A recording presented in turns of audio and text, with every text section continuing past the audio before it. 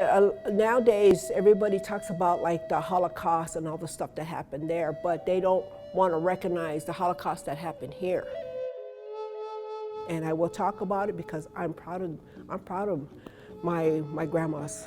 I am Dene. I was chosen. Great Spirit chose me to be Dene, chose me to be here. For a reason, I'm here to tell our stories. Yata Susan Hudson nesle, kiani nesle deschini bashasin tabahada shache, nakai Dene deshanali.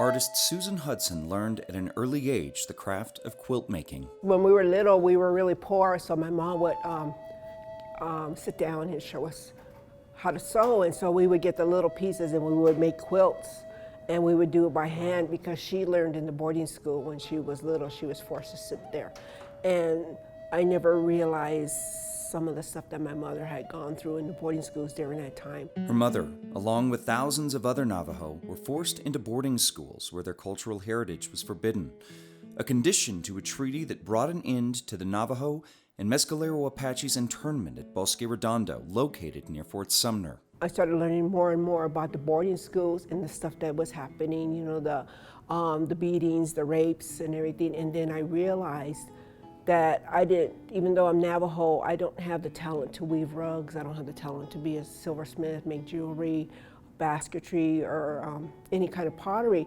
but I could quilt.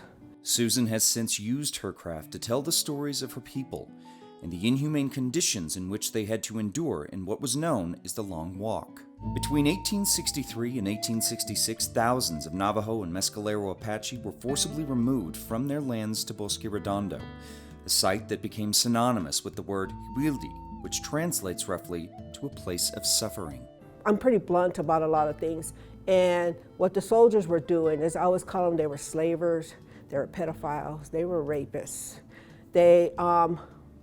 What they would do is when a man is there and they have all these women there, they have that power. So they were abusing that power, and they would have the people in the region or all over come, and they would pimp off the women, the little girls, the little boys. There's a point in your life is when you're starving, and you have to make a decision. And the decision's on you. If you're starving, if a man comes out with this can of food, and you're gonna have to make that decision. You're gonna go over there, and if he chooses you to get that can of food, knowing you're gonna be raped, you know, what are you gonna do if you're starving? You're gonna let that happen, you know, you're gonna go through that, or sometimes that can of food is gonna feed your family.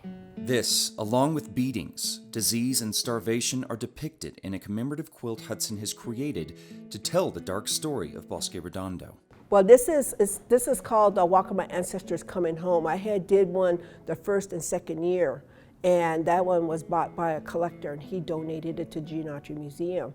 And that one was a lot more graphic than this one, but this one where I was showing in the top panel right there, that would be like the third year when the crops were failing. I did put you will see a lot of women, and you'll see the women too, different stages of being pregnant and stuff, because that was also proof of the rapes that were going on. Because if you look at the children, you'll see some of them in there, even though they're dressed Navajo, they got light skin, they have red hair, they have blonde hair, they're light skin, they're dark skin.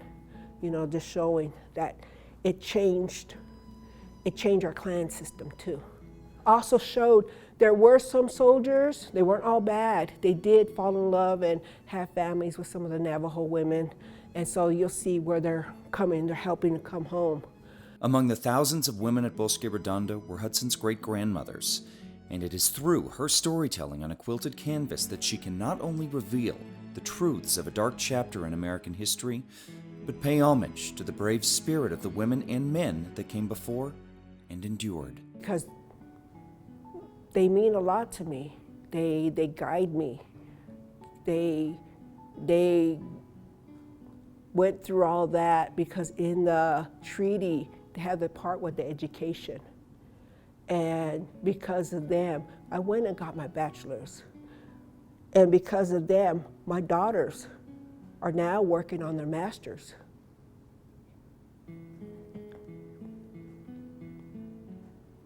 Because of them, I'm alive. because if they didn't survive, I would not be sitting here.